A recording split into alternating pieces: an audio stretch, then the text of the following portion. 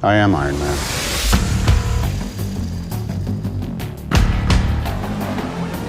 And Robert Downey Jr. It wasn't really until we cast Robert that I fully understood what the take was. I think that's probably one of the greatest decisions in the history of Hollywood. When Iron Man first lifted off in 2008, it made a whopping $585 million worldwide. He's in the #1 movie in America right now. Slight correction, it's not the #1 movie in America, it's the #1 movie worldwide. That success launched Robert Downey Jr. into the rarefied air of Hollywood A-listers. But in a career often overshadowed by his troubled personal life, how has Downey defied impossible odds to stage the biggest comeback in Hollywood history?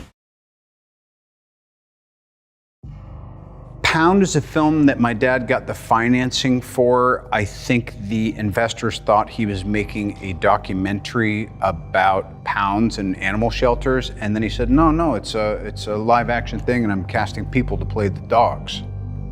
Next thing you know, we're shooting it and these character actors of all shapes and sizes are playing various dogs, and then I played a puppy.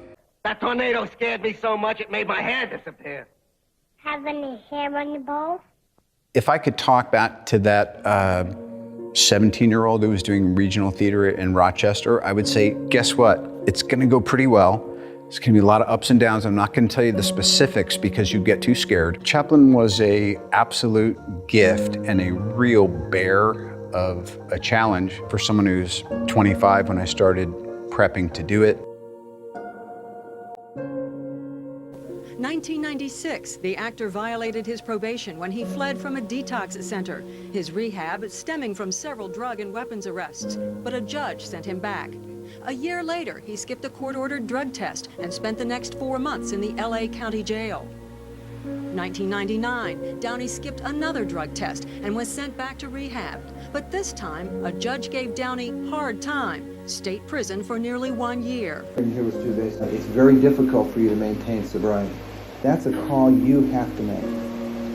I believe you can do pretty much anything you want to do, but it isn't going to be my decision. And I have to say, quite frankly here, we have pretty much exhausted, I think, the rehabilitative measures that we can make here. Okay, good luck to you. Thank you, Alan. All right. When we return to the story of Robert Downey Jr., drugs land the troubled actor in prison, and he reaches out to a psychiatrist for help. She's too sad, such a bright person, and he's not a criminal. He's a victim of the drugs. It's the first time the Ally McBeal star has been seen in public since he checked himself into a rehabilitation center in April following his arrest in Los Angeles on charges of being under the influence of cocaine. There's a strange man in my child's bed. He's unconscious. Downey Jr.'s latest arrest was the last straw for the TV show Ally McBeal. He was fired yesterday. Addicted to cocaine and heroin. You were hooked the first time? Do you still get urges to do drugs?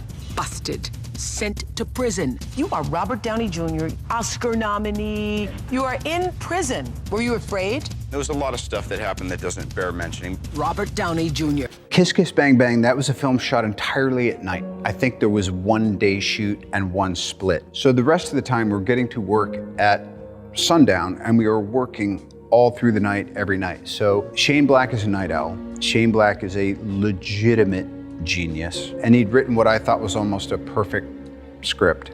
And then Val Kilmer and I had kind of fallen into this good repartee. And at that point, I'd never played a character who was so overtly not intelligent, but lovable. And I think it was very freeing for me. And I have nothing but fond memories about Kiss Kiss Bang Bang. The reason that I'm playing Tony Stark, the reason that I'm involved in Iron Man, the reason that I'm so excited is I'm crazy about movies.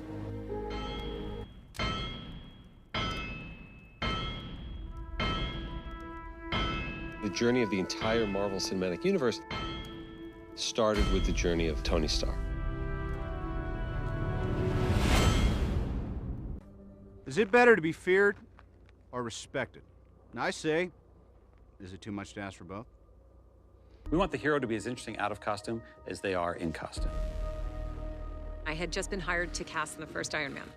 Jon Favreau was on board at that time, and I remember asking him in a meeting with everyone, tell me all the qualities that you think are most important. Fast, quick-witted, and funny, and dynamic, and a bit troubled, and confident, and brilliant, and all of these things. And we really kept coming back to Downey.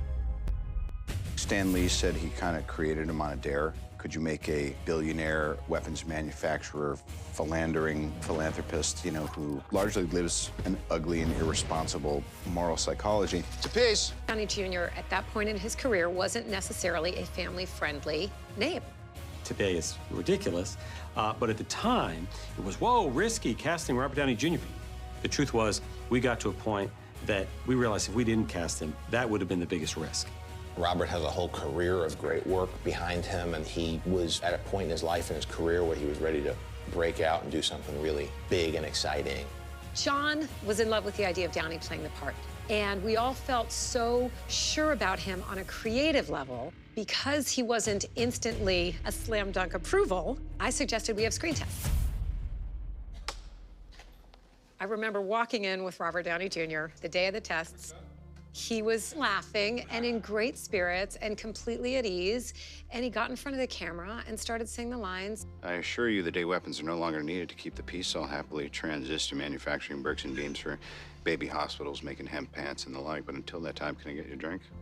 I remember sitting down with the guy, and I was like, geez, he just got it in it. He's got that spark in him and his eye, and he's ready. Right before Iron Man and the screen test for that, there was part of me that was saying, my worldview has to change if I want to really have a shot. The day that Robert screen tested, it was clear that there was no one else who can play that part. It was magic. It was exactly the feeling as a casting director with Kevin, with John, with everyone, that we all wanted to have that feeling like we have it. This is it. This is Iron Man. Iron Man 1 was incredibly special. We sort of improv the whole thing. We laughed, we cried, we got very, very close on that movie. You know, we had no idea it would turn out like this. We were just hoping that people would see that movie. Everybody was saying superhero movies are over, and Robert Downey was not necessarily a proven box office at that time. entity. And we were just having a good time. We're having fun. If you asked me in 2008, 9, 10 how I felt about it, I would say that I was the Atlas of the Marvel Universe. I was holding it up. Well, you were. They should erect a shrine in my honor, blah, blah, blah. Whatever. I really just got to be the front man in a band that was going to be in the Hall of Fame no matter what. Yes, but you put the franchise on the map. Had you fucked it up, had you not played it well, it could have gone wrong. I am Iron Man.